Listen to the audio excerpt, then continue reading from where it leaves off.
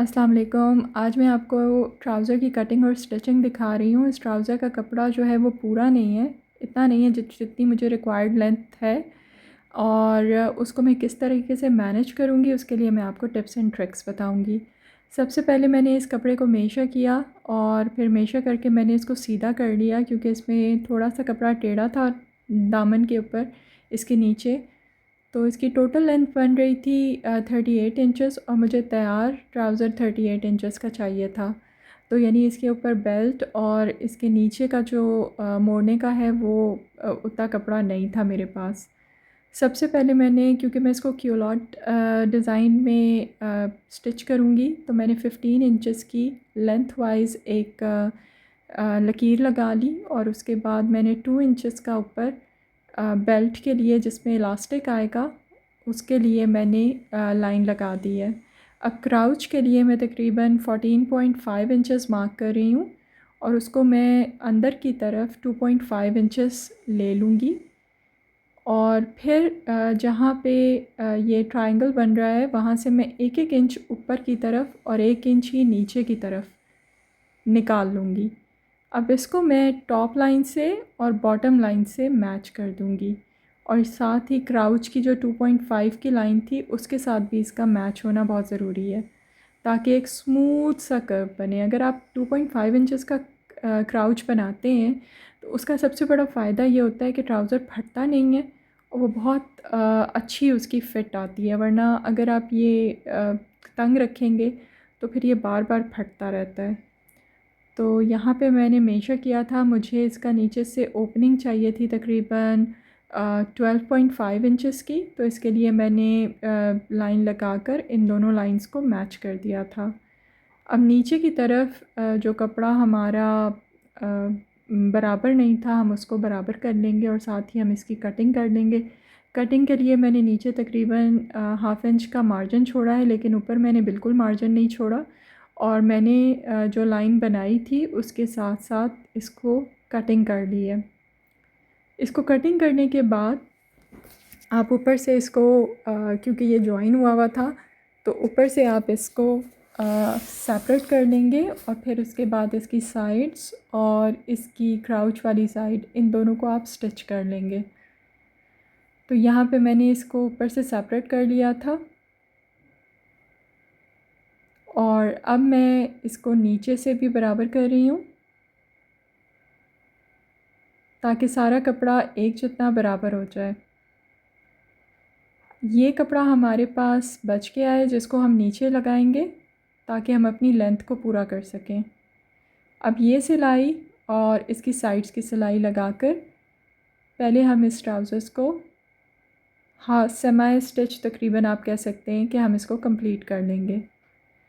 यहाँ मैंने ये दोनों सिलाइयाँ लगा ली थी। जब आप क्राउच में आगे वाली सिलाई लगाएंगे तो ऊपर आप 2 इंच का जो एरिया है वो छोड़ देंगे, जहाँ के ऊपर हम इलास्टिक जो उसकी बैंड है वो बनाएंगे। तो सबसे पहले इसके लिए हम क्राउच को स्टिच कर लेंगे, और इसको हम कंप्लीट नीचे तक लेके जाएंगे और एक कर्व बनाएंगे जहाँ पे हमने इसका क्राउच को जोड़ना है। अब ये पार्ट जो है इसको हम स्टिच कर लेंगे ताकि हमारा इलास्टिक बैंड बन सके। ये हमने सिलाई करते वक्त लूज़ छोड़ दिया था, अगर आपको याद हो तो। ये तकरीबन 2 इंचेस का मार्जिन हमने इसका रखा था कटिंग करते हुए। तो इसको हम स्टिच कर लेंगे। इसको आप फ़ोल्ड करके भी स्टिच कर सकते हैं, अनफ़ोल्ड करके भी कर सकते हैं, क्योंकि ये प्योर कॉटन है तो इसमें ये फ्रे नहीं करेगा, इसके धागे नहीं निकलेंगे। तो इसलिए मैं इसको फ़ोल्ड करके नहीं कर रही हूँ। अब मैं ये इलास्टिक बैंड की सिलाई लगा लूँगी और इसको कंप्लीट स्टिच करके रेडी कर लूँगी। अब यहाँ पे ये इलास्टिक बैंड भी रेडी हो गया है। अब मैं इसकी लेंथ को कंप्लीट करूँगी जो कि पूरी नहीं थी। इसमें तकरीबन हमारे पास मुझे 4 इंच का जो है वो गैप पड़ रहा था, लेकिन 4 इंच के लिए मैंने, क्योंकि इसमें सीढ़ी लेस भी लगानी थी और दूसरी लेस इसके बॉटम पे भी लगानी थी, तो जोड़ के लिए मैं लगाऊंगी सीढ़ी लेस, और मैं जोड़ तकरीबन लगा रही हूँ इसमें मैंने 6 इंच की लंबाई रखी थी और इसकी जो चौड़ाई थी वो तकरीबन 13 इंच बनी थी, क्योंकि अगर आपको याद हो मैंने ट्राउज़र की ओपनिंग 12.5 इंचेस रखी थी। तो यहाँ मैंने इसकी मेजरमेंट लेके कपड़े को डबल फोल्ड करके और मैंने ये जो एक्सटेंशन लगानी थी इसको मैंने इसकी कटिंग कर ली थी। ये वही कपड़ा है जो कि हमारे ट्राउज़र की कटिंग में साइड से बचा था।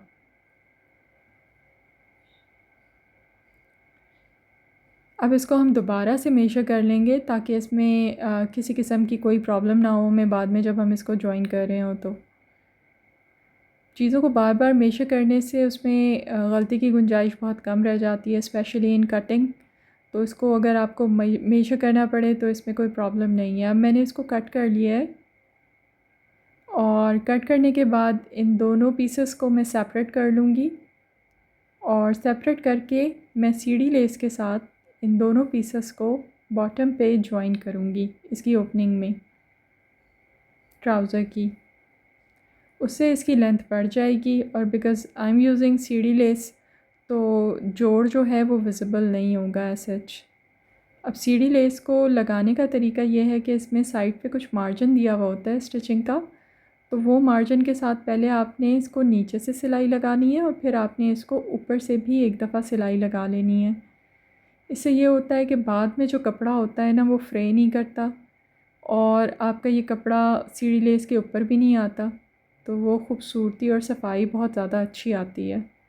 अब हम इसको नीचे से मोड़ लेंगे, जितनी लेंथ हमने रखनी है उतनी लेंथ रख के इसको नीचे से हम एक सिलाई लगा लेंगे।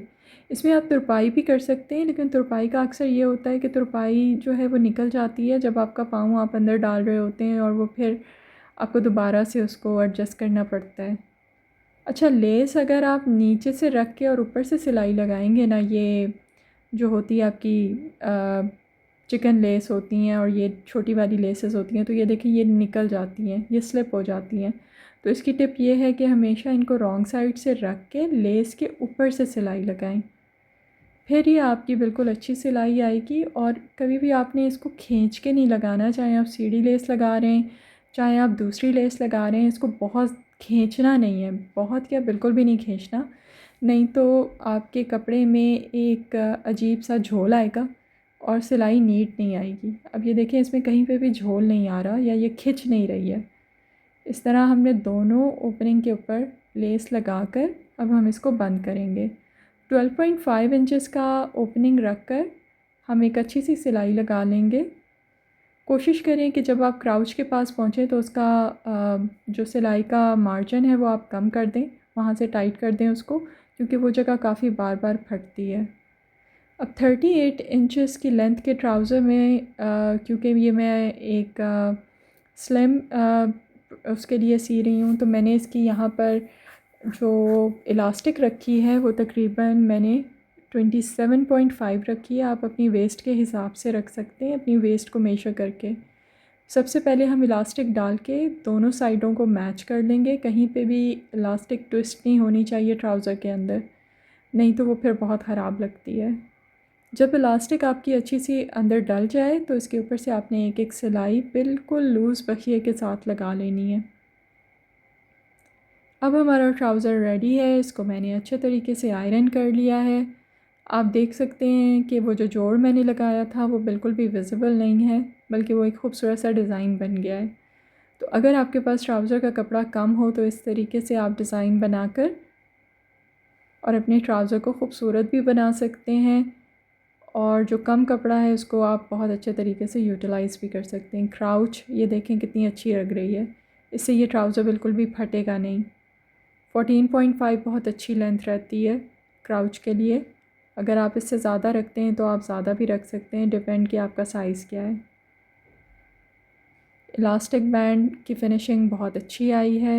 I hope you like the video.